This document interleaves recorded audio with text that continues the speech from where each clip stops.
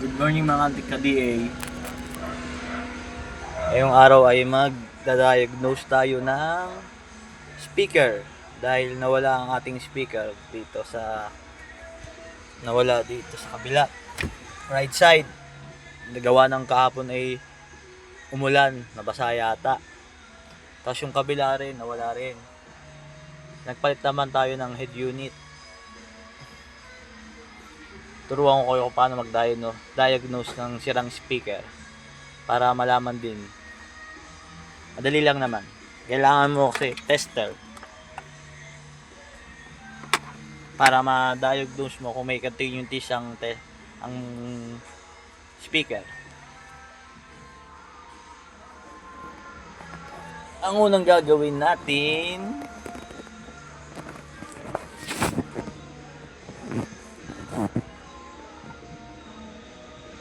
tester natin kahit continuities lang para malaman natin kung merong reading yung speaker natin, dahil ito yung merong ayos na speaker, positive, negative. Set natin yung tester natin ng continuities kahit mga extend lang, okay na yun. Positive, negative, dapat may reading siya.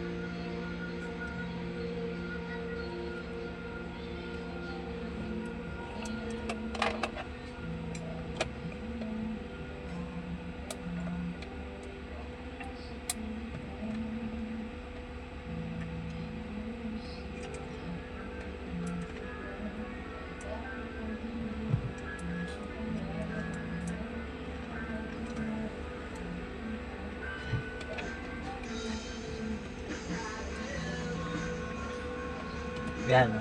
Okay siya, may reading siya. Ayan.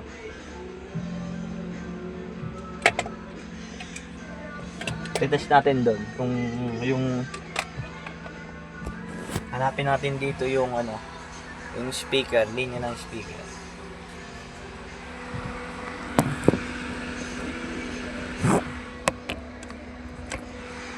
Kaya tayo nalagyan ng cellphone.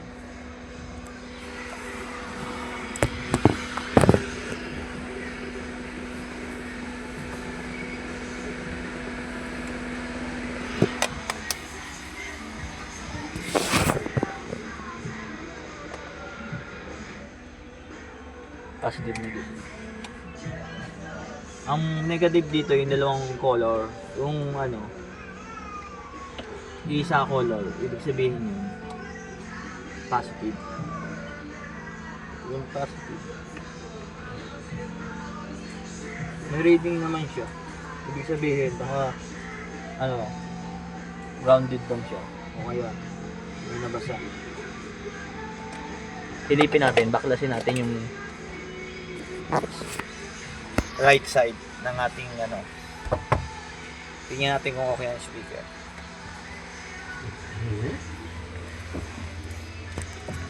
Dali lang naman baklasin yan. Kailangan lang natin ng screwdriver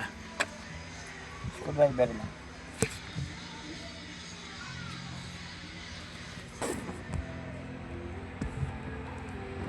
Ilang tornilyo lang naman yan. Isa, dalawa, tatlo. Tapos declip lang siya.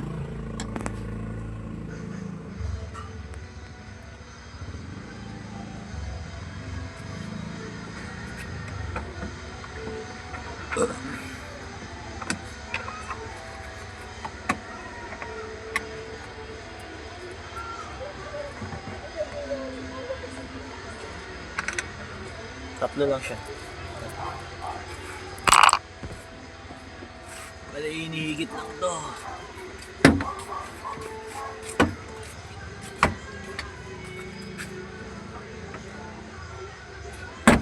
Yan, baklas na siya. Basic. Yan, yun lang yan.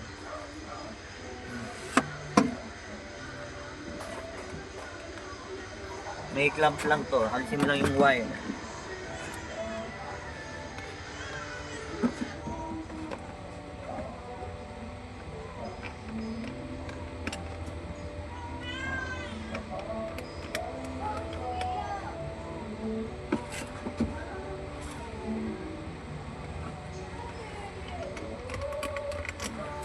Tigas.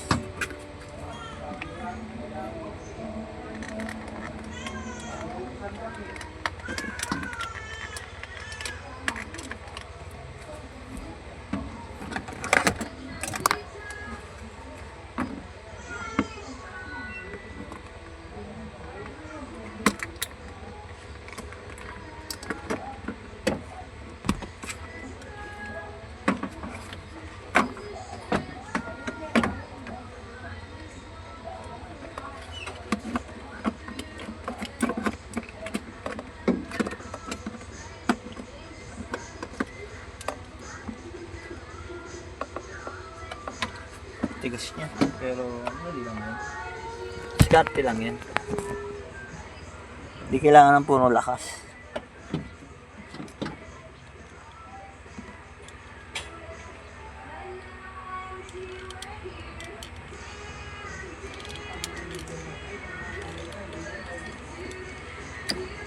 Tanggal na. Saka mong babaklas yan.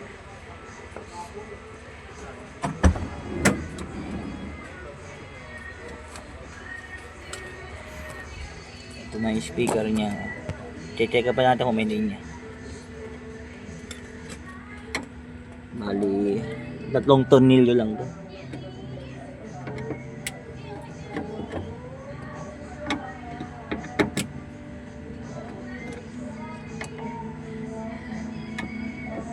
Bali, ang unit natin ay DA64W Sporty Edition.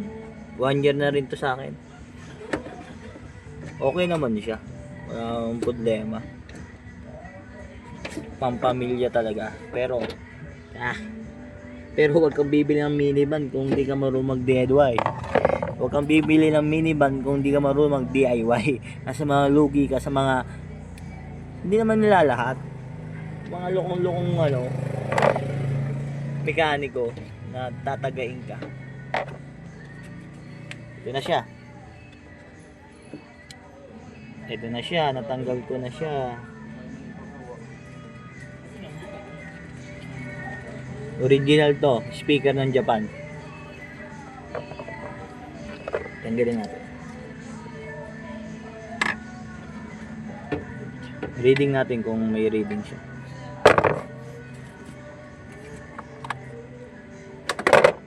Tester. Reading natin, positive, negative. Bali, positive, negative. May reading naman ka. So, parang mano yung wire. Tingnan natin kung magagawa natin paraan.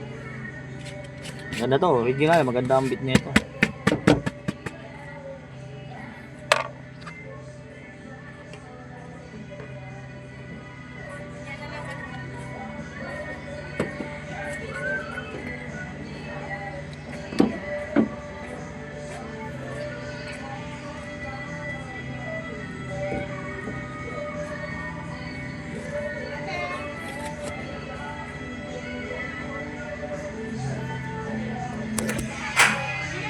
Testing na.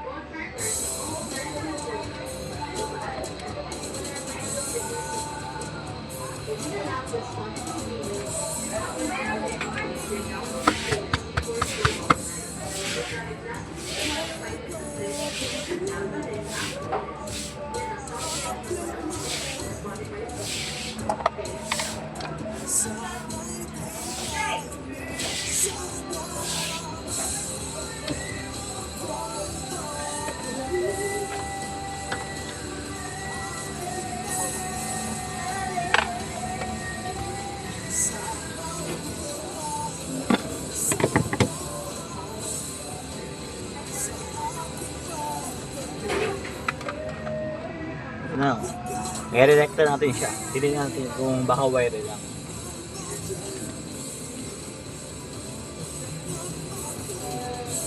Positive, negative.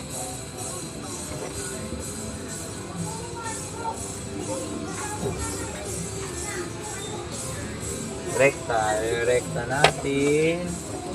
Kuha tayo maliit na wire.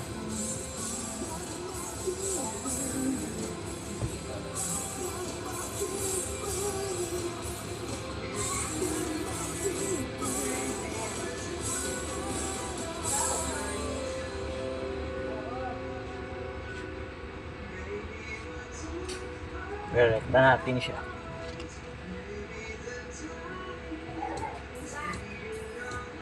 Dito na din.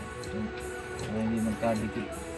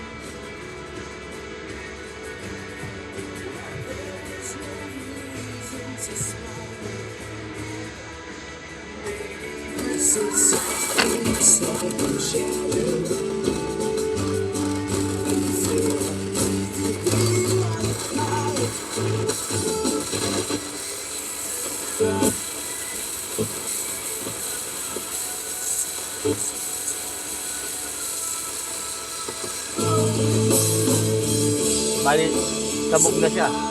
Sabog na ang nagana siya pero sabog na siya.